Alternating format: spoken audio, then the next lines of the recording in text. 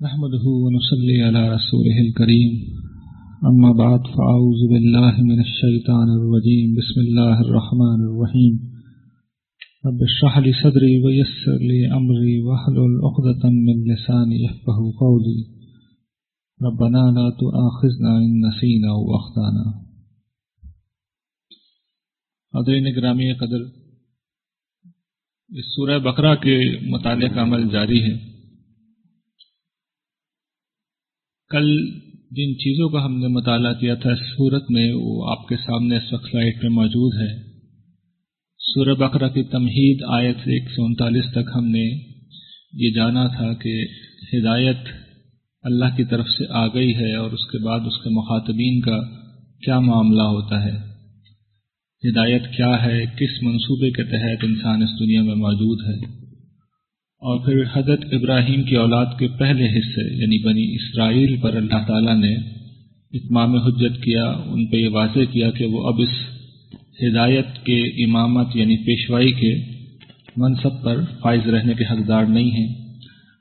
یہ پہلی فصل کا موضوع تھا۔ اس کے بعد دوسری فصل میں ان کو ہٹا کے بنی اسماعیل کو امامت کی منصب پر فائز کیا گیا، اور آج تیسری فصل میں جو سورہ بقرہ کی آیت 163 سے 283 تک جائے گی، ہم یہ دیکھیں گے کہ جو نئی شریعت دی جا رہی ہے، شریعت محمدیہ صلی اللہ علیہ وسلم، اس کی تفصیلات کیا ہیں۔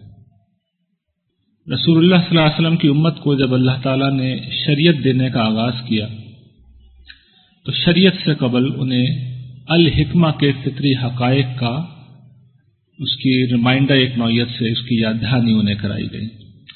الکتاب یہ میں نے کل واضح کیا تھا کہ شریعت کو کہتے ہیں، قرآن کریم کے ان مقامات سے بات واضح ہے، اس کا تفصیلی ذکر بھی آگے آ جائے گا۔ اور الحکمہ سے مراد ایمان و اخلاق کے مباحث ہوتے ہیں۔ یہ وہ ساری چیزیں ہیں جو انسانی فطرت میں ہمیشہ سے موجود رہی ہیں، انسان ان سے انحراف کر دیتے ہیں تو اللہ کے نبی رسول آ کر واپس فطرت کے سیدھے راستے پہ انسانوں کو لے کے آتے ہیں۔ ان میں سے جو پہلی بنیادی چیز ہے وہ خود اللہ تعالیٰ کی توحید ہے، اور اسی سے ہماری اس گفتگو کا آغاز ہو رہا ہے کہ وَإِلَٰهُكُمْ إِلَٰهٌ وَاحِدٌ، لوگوں جان لو کہ تمہارا پروردگار ایک ہی ہے، اس کے سوا کوئی معبود نہیں، وہ سراپا رحمت ہے، اس کی شفقت ابدی ہے۔ آپ کو یاد ہوگا کہ کل بھی قرآن کریم کے آغاز میں ہم نے جب اللہ تعالیٰ کا تعارف پڑھا تھا تو وہ کیا تھا؟ الحمدللہ رب العالمین الرحمن الرحیم۔ عام طور پر اللہ تعالیٰ کے متعلق یہ کہا جاتا ہے کہ وہ ان سے ڈرنا چاہیے اور وہ سزا دینے والے ہیں، اور ایک نوعیت کا منفی تاثر ہی کچھ ذہن میں آتا ہے۔ لیکن آپ دیکھ لیجئے کہ کل جب قرآن کریم شروع ہوا تھا اس وقت بھی، اور آج جب شریعت دینے کا باقاعدہ آغاز کیا جا رہا ہے اور اللہ تعالیٰ نے اپنا تعارف کرایا ہے، تو خود تعارف کیا کرایا ہے، اور جو بسم اللہ ہم پڑھتے ہیں اپنی زندگی کے معاملات میں، قرآن کی ہر صورت میں، اس میں بھی یہی تعارف موجود ہے، اللہ الرحمن الرحیم۔ تو یہ ہے اللہ تعالیٰ کا وہ تعارف جو اس نے کرایا ہے۔ اور میں نے کل بھی عرض کیا تھا، آج بھی آپ کے سامنے موجود ہے یہ بات کہ اللہ تعالیٰ ہی وہ ہستی ہیں جنہوں نے رات اور دن کا یہ سلسلہ برقرار رکھا ہے، جو ہمارے لیے پورا وہ لائف سپورٹنگ سسٹم چلا رہے ہیں جس کے بغیر ہم ایک لمحہ بھی نہیں جی سکتے، اگلے لمحے ہماری موت واقع ہو جائے گی۔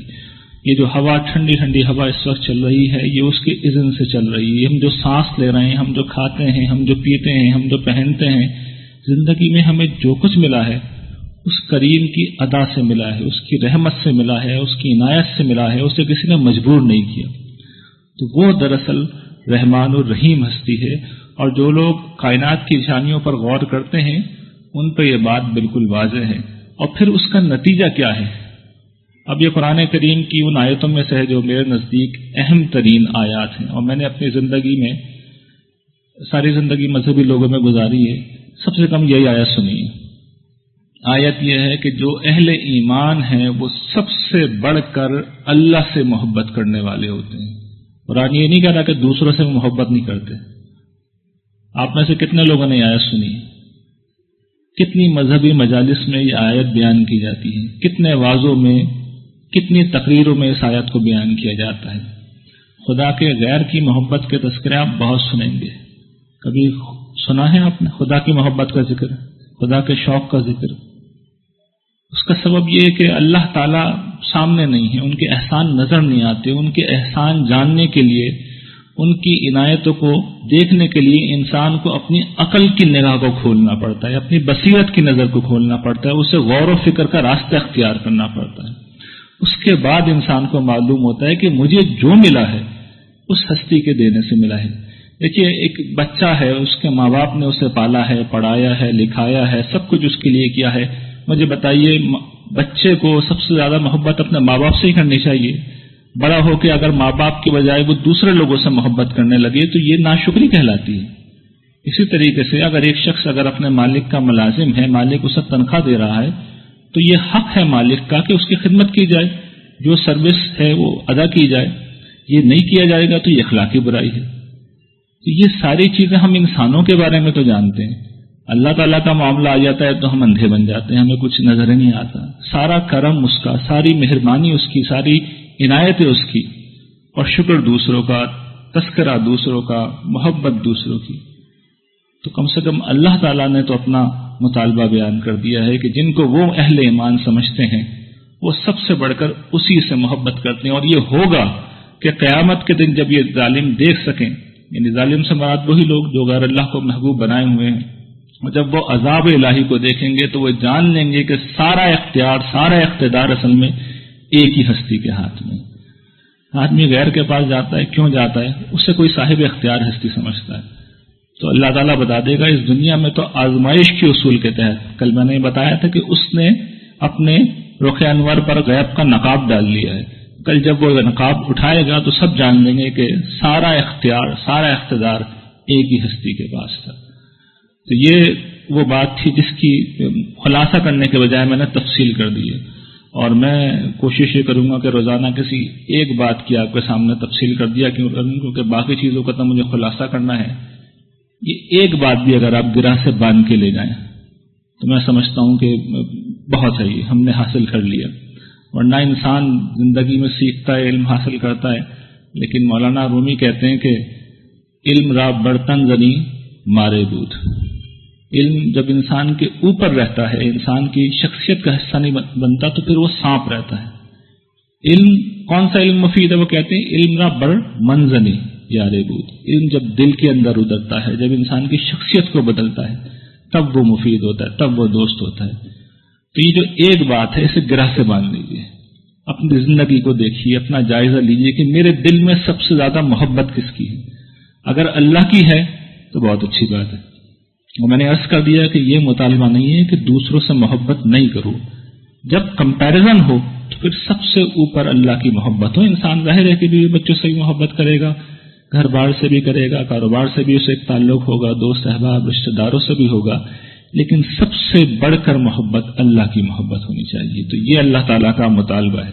اور اگر ہم اس شرط پہ پورا نہیں اتر رہے تو پھر ہم سب کو دیکھ لینا چاہیے. اللہ تعالیٰ قیامت کے دن ہم سے پوچھ لیں گے، بتا دیں گے کہ میں نے تو اپنے کلام میں بتا دیا تھا کہ مجھے کیا چاہیے.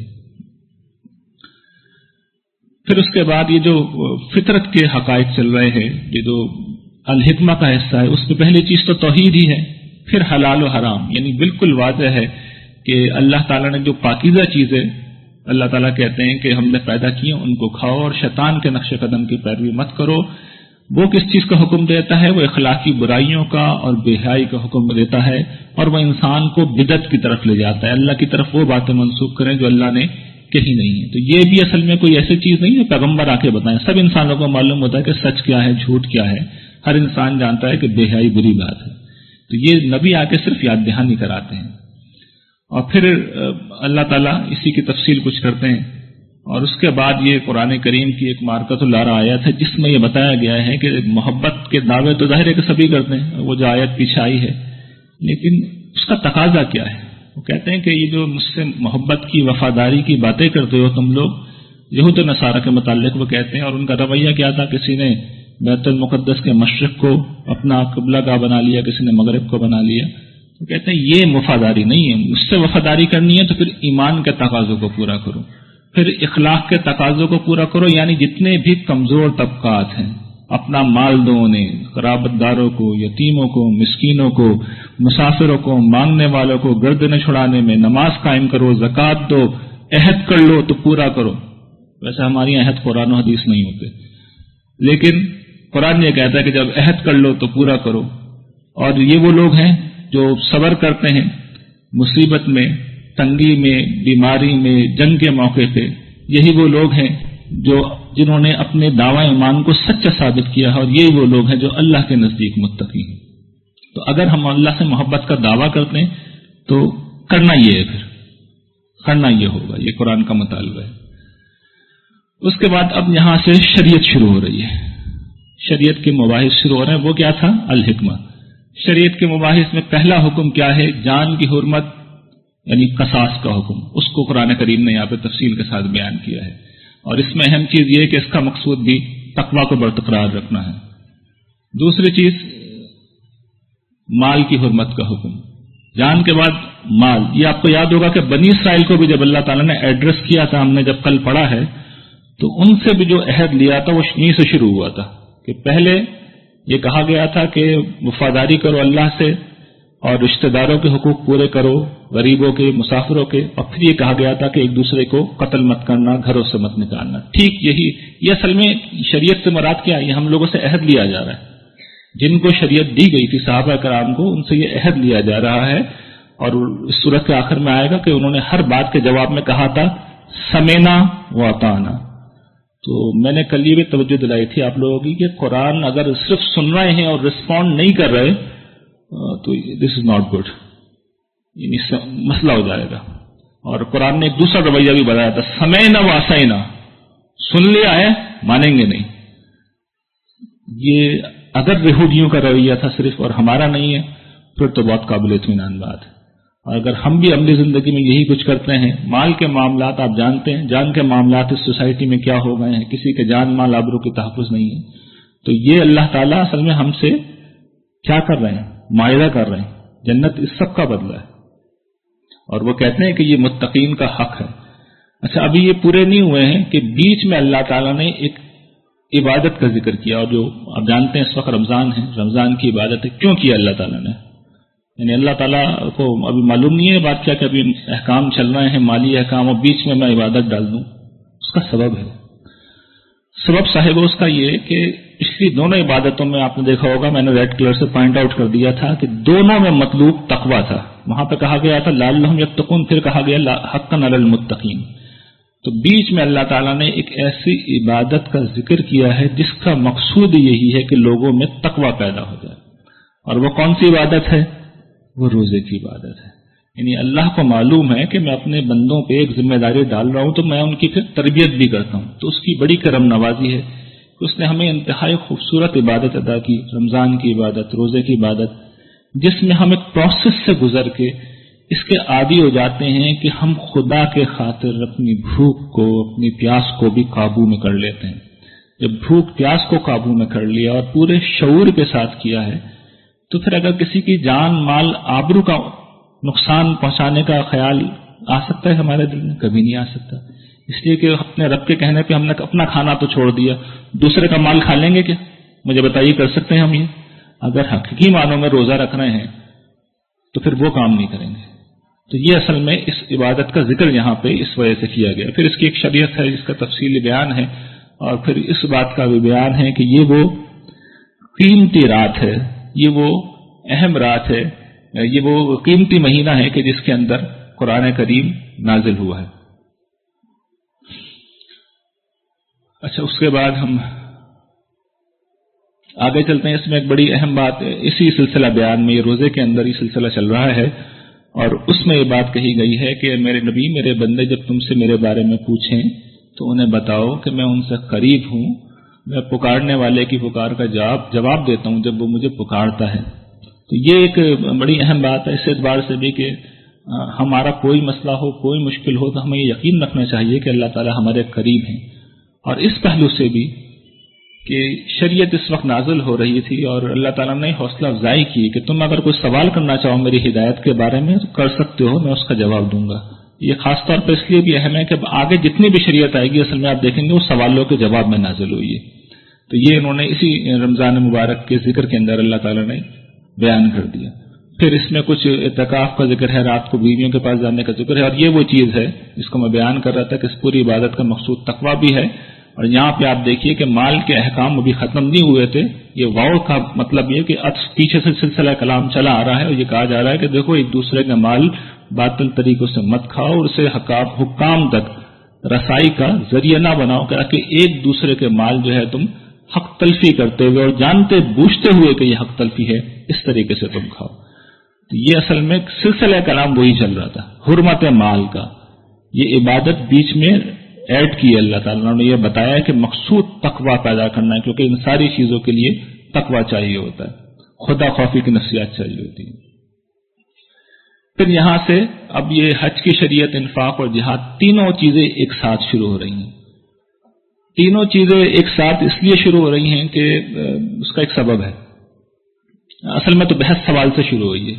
پیچھے حوصلہ افزائی کی گئی تھی سوال کرنے کی، تو دیکھیے سوال کیا ہے وہ یہ کہ یہ ہمیں حرمت کے مہینوں کے بارے میں بتائیے. اہلہ ہلال کی جمع ہے، یعنی نیا چاند ہلال کو کہتے ہیں، مہینے کو بھی عربی میں ہلال کہتے ہیں. جمع کے طور پہ آتا ہے تو اس سے مراد مہینے ہوتے ہیں. اور یہاں پہ جواب سے واضح ہو رہا ہے کہ یہ حرام مہینوں کے بارے میں صحابہ کرام نے پوچھا تھا. مسئلہ یہ تھا کہ آپ کو یاد ہوگا کل ہم نے دیکھا تھا کہ حکم دیا گیا تھا کہ آپ قبلہ بدل لو. اچھا، جب قبلہ بدل لیا تو مسلمانوں کا مرکز اور قبضے میں کس کے ہے؟ مشرکوں کے. رہنا نہیں چاہیے، نمبر 1. نمبر 2 یہ کہ فطری طور پہ ان کی خواہش تھی کہ اب ہم حج کریں، ہمارا قبلہ ہے، ہمیں وہاں جانا چاہیے، لیکن کفار یہ الاؤ کرنے کے لیے تیار نہیں تھے. اچھا، حج کب پڑھنے جائیں گے؟ حرام مہینوں میں جائیں گے، وہ روکیں گے، جنگ ہوگی. مسئلہ یہ پیدا ہوا ہے. تو حرام مہینے ہیں، ہم کیا کریں؟ ختم کر دیں ان کی حرمت؟ تو اللہ تعالیٰ کہہ رہا ہے نہیں، ان کی حرمت برقرار رکھو. اور چونکہ اس زمانے میں حج میں بہت بدعت وغیرہ بھی تھی، تو اب سلسلہ کلام یہاں سے شروع ہوا ہے کہ حج کے بارے میں لوگوں نے سوال کیا کہ ہم جانا چاہ رہے ہیں، جائیں گے تو جنگ ہوگی، کیا کریں؟ حرمت ختم کر دیں؟ نہیں، کہا گیا جاؤ اور یہ جو بدعات ہیں ان سے بچتے ہوئے جاؤ، اللہ سے ڈرو. اصل چیز تو اللہ کا تقویٰ ہے. لیکن جب حج کرنے جائیں گے تو لڑائی یقینی ہے، تو حج کی شریعت کے ساتھ اب فوراً ہی قتال و جہاد کے احکام بھی اللہ تعالیٰ نے دینے شروع کر دیے. اور پھر یہ بتایا ہے کہ اللہ کی راہ میں لڑو اور زیادتی مت کرو، لیکن اگر کوئی زیادتی کرتا ہے اور تم سے مسجد حرام کے پاس بھی لڑتا ہے تو تم بھی لڑو. حرام مہینوں کا مسئلہ بھی اگر زیر بحث آ جائے، اس کی حرمت بھی داؤ پہ لگ جائے تو ٹھیک ہے، اس میں بھی کوئی لڑتا ہے تو تم جواب دو. اصول یہ زیادتی نہ کرو، لیکن تمہیں جنگ کرنے کی اجازت ہے. اصل چیز وہی ہے، زیادتی نہ کرو، اقدام نہ کرو، اللہ سے ڈرتے رہو. اور پھر تیسری چیز یہ کہ انفاق، جہاد کے لیے پیسے بھی خرچ کرنے پڑتے ہیں، تو انفاق کا بھی حکم آ گیا. اور پھر واپس سلسلہ کلام اصل موضوع کی طرف آیا جہاں سے شروع ہوا تھا کہ حج ہے جو زیر بحث ہے. میں یہ تفصیل کیوں کر رہا ہوں؟ اس لیے کر رہا ہوں کہ دیکھیں قرآن جب آدمی پڑھ رہا ہوتا ہے تو وہ کہتا ہے اللہ تعالیٰ کو پتہ نہیں کیا ہو گیا، یہ کبھی ادھر سے ایک بات کہتے ہیں، کبھی ادھر سے ایک بات ہے، ایک بات ادھر سے آ رہی ہے، ایک ادھر سے آ رہی ہے، کچھ سمجھ میں ہی نہیں آتا کہ یہ ہو کیا رہا ہے. آدمی اگر سیریسلی اور کریٹیکلی قرآن پڑھے تو سارے سوالات پیدا ہو جاتے ہیں. تو میں آپ کو یہ بتا رہا ہوں کہ اس کی وجہ کیا ہے. یعنی یہ سارے ایشوز ایک ساتھ زیر بحث تھے، اور اللہ تعالیٰ کیونکہ ایک دفعہ ہی وہی نازل کرتے ہیں تو اس میں پھر سب چیزیں ایک ساتھ 1 by 1 ڈسکس ہو جاتی ہیں. ایسا نہیں ہوتا کہ ایٹ رینڈم آ رہی ہوتی ہیں.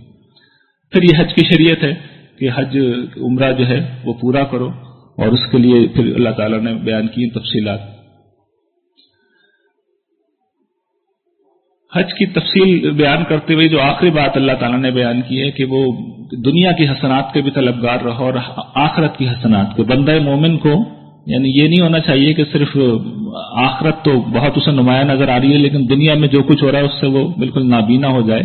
تو توجہ یہ دلائی گئی ہے کہ نہیں، بندہ مومن تو وہ ہوتا ہے جو آخرت کی حسنات کو اپنے رب سے ہی مانگتا ہے. تو دونوں چیزوں کو وہ بیلنس میں لے کے چلتا ہے. یہ بیلنس اصل میں دین کو مقصود ہے. انتہا پسندی، ایکسٹریمسٹ ہو جانا یہ اسلام کا طریقہ نہیں ہے. اور پھر آخر میں بات وہی ہے کہ اصل چیز تقویٰ ہے. یہ تقوی کی تکرار کیوں کر رہے ہیں؟ کل آپ نے دیکھ لیا یہودی اسی چیز سے خالی ہو گئے تھے. یہودی اسی چیز سے خالی ہوئے تھے، اس لیے انہوں نے وہ سب کچھ کیا جس کا کل ہم نے ذکر سنا تھا. اچھا، اس کے بعد پھر اب اگلی جو بحث ہے وہ یہ کہ ادھر تو مسلمانوں کو حکم دے دیا گیا ہے کہ جنگ کرو تم، اور یہاں صورتحال یہ ہے کہ مسلمانوں میں منافقین بھی ہیں اور وہ طرح طرح کی فتنہ انگیزیاں کر رہے ہیں، باتیں بڑی بڑی کرتے ہیں. عمل کا وقت آتا ہے تو نہ صرف بھاگ جاتے ہیں بلکہ الٹا فساد پیدا کرتے ہیں. تو ان کو پھر اللہ تعالیٰ نے متنبع کیا ہے اور ان کو وارن کیا ہے. وہ کہہ یہ رہے تھے کہ بھئی کوئی آیتیں لاؤ، کوئی نشانیاں لاؤ، اس کا جواب دیا گیا ہے. ان سے مطالبہ کیا گیا ہے کہ جس طرح سب لوگ اسلام میں اطاعت میں پورا داخل ہو رہے ہیں، تم بھی اطاعت میں پورا داخل ہو، اور جس طرح دوسرے لوگ اپنی جان کو راہ خدا میں کھپا رہے ہیں، اسی طریقے سے تم بھی یہی رویہ اختیار کرو. اور پھر اس کے بعد اللہ تعالیٰ نے ایک دوسری بات کو اٹھایا ہے. یہ وہی سوالات کا سلسلہ ہے. سوال یہ کون لوگ کر رہے ہیں؟ اب جو سوالات آ رہے ہیں وہ لوگ کر رہے ہیں جو نئے نئے اسلام میں داخل ہوئے تھے، اور اس میں بہت سے منافقین بھی تھے. یعنی پیچھے منافقین کا تذکرہ تھا، تو بہت سے سوالات ایسے ہیں جو اصل میں فتنے کے لیے اٹھائے گئے تھے. تو قرآن نے یا کمزور مسلمانوں کی طرف سے اٹھائے گئے تھے کہ آپ خرچ کا مطالبہ کرتے رہتے ہیں، تو بھئی کہاں تک خرچ کریں، کیا خرچ کریں، اس کا جواب دیا گیا ہے. قتال کے بارے میں کہا گیا ہے کہ یہ تمہیں ناپسند ہوگا، لیکن ایک چیز تمہیں ناپسند ہوتی ہے لیکن اسی میں تمہاری بہتری ہوتی ہے. پھر وہ سوال یہ کر رہے تھے کہ اچھا حرام مہینوں میں جنگ کا حکم دے دیا. تو اللہ تعالیٰ نے کہا یہ ٹھیک ہے، بڑی بات ہے، حرام مہینوں میں جنگ جو ہے ایک بڑی بات ہے، لیکن اللہ کی راہ سے روکنا، اس کا کفر کرنا، مسجد حرام سے اس کے رہنے والوں کو نکالنا، یہ زیادہ بڑی بات ہے. اور اصل بات تو یہ ہے کہ یہ جو فتنہ ہے، یہ ریلیجس پرسیکیوشن ہے، مذہب کے نام پہ لوگوں کو مارنا ہے، یہ بہت بڑی چیز ہے. لوگوں کو ان کے مذہب سے پھیرنا اللہ کے نزدیک قتل سے بڑی چیز ہے. تو یہ انہوں نے ان سب باتوں کا جواب دیا ہے. اور پھر شراب اور جوئے کے متعلق لوگوں نے سوال کیا کہ ان کے تو بہت سے فائدے بھی ہیں. فائدے کیا تھے اس سوسائٹی میں کہ لوگ وہاں پہ عرب میں جب کوئی قحط وغیرہ پڑتا تھا تو عمرہ اور روسہ جمع ہو کے محفلیں جماتے تھے اور اس میں شرابیں پیتے تھے اور جوئے کھیلتے تھے اور بدمست ہو کے جوئے کی بازیوں میں اپنے اونٹ قربان کرتے چلے جاتے تھے. اور پھر خوب جب گوشت وغیرہ جمع ہو جاتا تو یہ آخر میں غریبوں میں بانٹ دیا جاتا تھا. تو اس کے فائدے تو تھے، غریبوں کا بڑا بھلا ہو جاتا تھا. تو یہ اصل میں سوال وہاں سے اٹھا ہے کہ آپ حکم دے رہے ہیں کہ یہ شراب اور جوا اس طرح کی چیزیں یہ ٹھیک نہیں ہے، لیکن تو قرآن نے اس پر تبصرہ کیا ہے کہ اس میں جو ہے دیکھیں بات یہ ہے کہ اس میں اصل یہ ہے کہ اس میں بڑا گناہ ہے. اس میں انسانوں کے لیے کچھ فائدے بھی ہیں لیکن ان فائدوں سے ان کا گناہ بہت بڑا ہے. تو قرآن نے ان سب سوالات کے جواب دیے. پھر یہ سوال دوبارہ پوچھا گیا کہ بھئی کہ کیا خرچ کریں. یہ منافقین کی طرف سے اصل میں سوال بار بار اٹھ رہے ہیں کہ تو اللہ تعالیٰ نے ایک مختصر بات کہہ دی کہ جو زیادہ ہے تمہاری ضروریات سے وہ سب خرچ کر دو. اصل میں اس وقت یہ حق ہے سوسائٹی کا. تو یہ وہ حصہ ہے جو ہمیں پہلے سیشن میں کور کرنا تھا، اور آج میں نے کوشش کی ہے کہ اسے حتی الامکان وقت پہ کر لوں. وآخر دعوانا الحمدللہ رب العالمین.